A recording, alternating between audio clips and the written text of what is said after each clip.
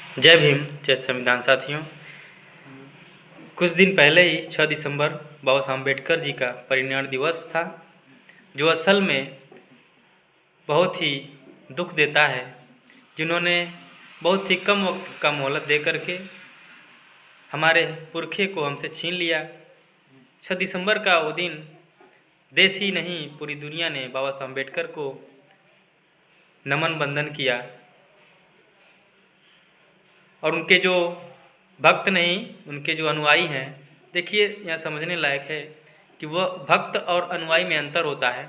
भक्त जो होता है उनका कोई विवेक नहीं होता है, उनका विवेक जीरो होता है, सोचने समझने में असमर्थ होते हैं। लेकिन जो अनुयायी होते हैं उनका अपना विवेक होता है, वह तर्कशील होते हैं। तो बाबा साहब अम्बेडकर जी जो उनके अनुयायी हैं, कल 6 दिसंबर को हमने देखा कि तमाम प्रकार से उनका नमन बंदन किया। कोई उनको व्हाट्सएप फेसबुक पर पोस्ट करके, कैंडल मार्च निकाल करके उनके परिनिर्वाण दिवस पर उन्हें याद किया। आज फिर मैं हम सब के अधिकारों के जनक परम पूज्य बोधिसत्व बाबा साहब अम्बेडकर जी के परिनिर्वाण दिवस पर मैं doctor Dhananjay Kumar, the voice of young generation, कोटि कोटि नमन बंदन करता हूँ और बाबा साहब अम्बेडकर जी को कोटि कोटि नमन करते हुए अपनी बातचीत प्रारंभ करता हूँ। बाबा साहब अम्बेडकर जी ने अपने आंदोलन को बुद्धिजीवियों पर सौंपा है। बाबा साहब अम्बेडकर जी ने बुद्धिजीवी किसी डॉक्टर, ऑफिसर, इंजीनियर आदि को नहीं माना है। बाबा साहब अम्बेडकर जी ने बुद्धिजीवी की परिभाषा देते हुए कहा कि बुद्धिजीवी वह वर्ग है जो दूरदर्शी होता है, सलाह दे सकता है और नेतृत्व प्रदान करता है। बाबा साहब अम्बेडकर आगे कहते हैं कि किसी भी देश की अधिकांश जनता विचारशील एवं क्रियाशील जीवन व्यतीत नहीं करती।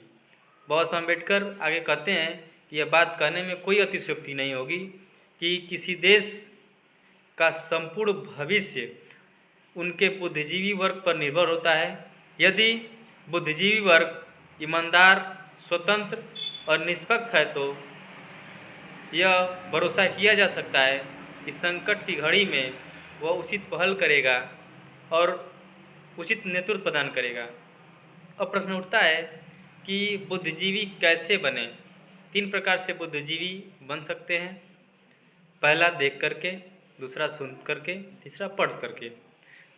अब सवाल उठता है कि हमारा समाज बाबा साहब अम्बेडकर के परिनिर्वाण के बाद 6 दिसंबर 1956 से लेकर अब तक बीते पिछले वर्षों में देखने के लिए कहा गया तो देखा गया कि यह विचारणीय प्रश्न है कि आज हमारे समाज को पढ़ने का, नौकरी करने का, राजनीति में जाने का तथा पदोन्नति में आरक्षण का अधिकार बाबा साहब अम्बेडकर जी से मिला, जिनकी वजह से हमारा समाज पढ़ाई किया और MP MLA बना।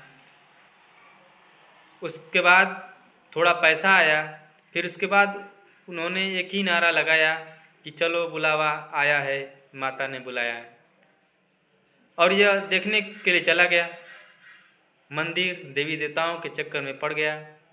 उसे जहाँ जाना चाहिए था वो गया ही नहीं। जो चीज़ देखनी चाहिए थी उसने देखा ही नहीं। हम कहते हैं कि देशाटन आप खूब करो, देश विदेश जाओ, देश ही नहीं पूरा विदेश जाओ, लेकिन सही जगह जाओ। आपसे मैं निवेदन करता हूँ कि आप मऊ छावनी मध्य प्रदेश जाओ, जहाँ बोधिसत्व बाबा साहब अम्बेडकर का जन्म हुआ 14 अप्रैल 1891 में।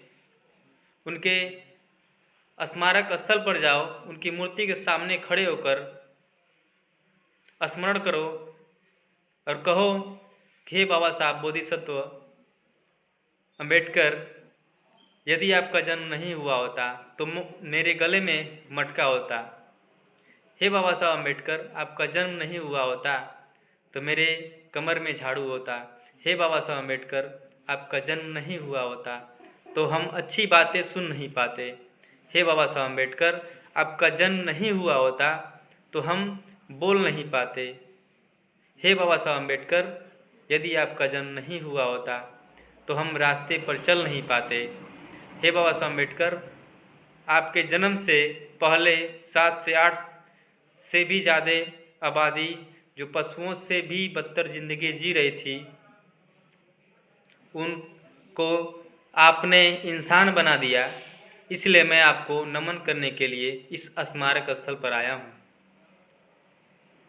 बाबा साहब अम्बेडकर अगर एक सुंदर संविधान न दिए होते, हमें उस संविधान ने हमें बराबरी पर लाकर खड़ा किया। उस संविधान से हमें इंसान का दर्जा मिला। इसलिए हमें संविधान को हमें पूजने की नहीं, हमें पढ़ने की ज़रूरत है, उन्हें जीने की ज़रूरत है। तो मैं संविधान को यहाँ से याद करता हूँ कि कभी फुर्सत मिले तो पढ़ना मुझे, कभी फुर्सत मिले तो पढ़ना मुझे। मैं तुम्हारी बेमिसाल उलझनों का समाधान हूँ, मैं भारत का संविधान हूँ। जय भीम, जय संविधान।